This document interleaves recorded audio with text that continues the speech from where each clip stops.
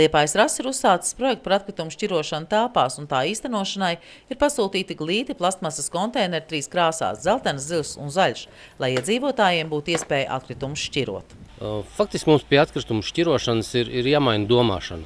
Mums, ja gadus 20 vēl 15 atpakaļ bija Liepājas rajonā pie 30 dažādām vietām, kur vienkārši izmet atkritumus. Šobrīd jau šī lieta ir sakārtot, ir viens poligons, bet mums jāiet tālāk, lai mazāk aiziet atkritumu līdz poligonam nonākt, un tāpēc jāšķiro tur, kur viņi rodas. Projektā aktīvi iesaistījās Liepājas pašvaldība, kas jau tuvākajā laikā izvietos savās iestādēs 185 punktus.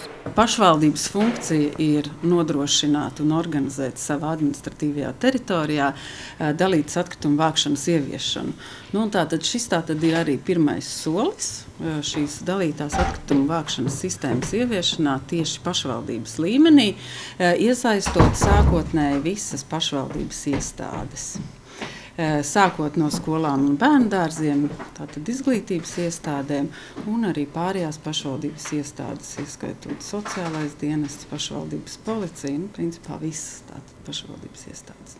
Glītie atkritumu šķirošanas konteineri pavisam drīz būs gan Liepājas muzejā, Olimpiskajā centrā, sociālajā dienestā, bibliotekās un citās iestādēs.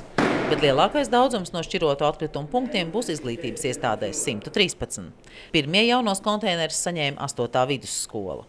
Šobrīd mēs esam pie skolas, pie bērndārza, lai tieši ar jaunākiem cilvēkiem, jaunāko paudzi mainītu to domāšanu, to mūsu attieksmi pret apkārtējo vidi. Un, protams, tā ideja atgriezt apritē to, ko mēs varam neizmest, tas ir otrreizējās izmantojamās izejvielas. Tā ir tā ideja, tā ir tā zaļā doma, zaļais dzīvošanas veids, zaļa uztver, ar kuru mums jādzīvo. Jāsaka, ka bērni un jaunieši ir atsaucīgāki pret jaunām idejām. Tādēļ esot ļoti svarīgi jau no bērndārza mācīt rūpes par vidi un mācīt šķirot atkritumus.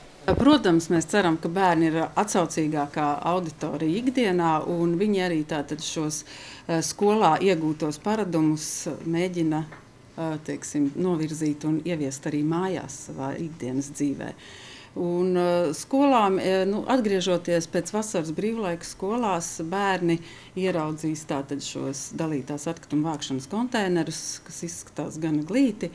Protams, ir līdzi arī gan instrukcijas, gan uzlīmes, informatīvie materiāli par to, kā tas ir jādara.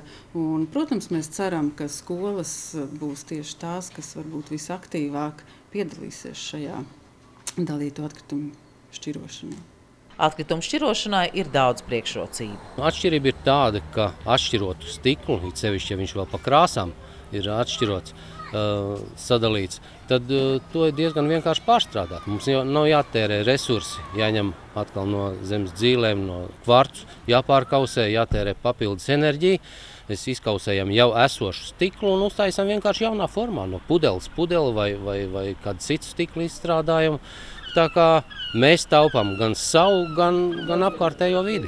Tas ir finansiālais iegūms, jo par to daudzumu, ko mēs atšķirojam nost, ko atdodam otrreizēji pārstrādai, mums vienkārši nav jāmaksā. Bez 185 Liepājas pašvaldības punktiem būs vēl 18 punkti novados – Grobiņas, Durbas, Pāvilosts un Priekulas novados. Kopā uz šo brīdi tiks izveidoti 204 punkti. Taču Liepājas RAS ir iegādājies vairāk konteineru, tāpēc, kam ir interese, var pieteikties. Ja papīrs sadalās noteiktā laika periodā, plastmasai tas noteikti ir krietni vien garāks, tad stikls nesadalās pat miljonus gados.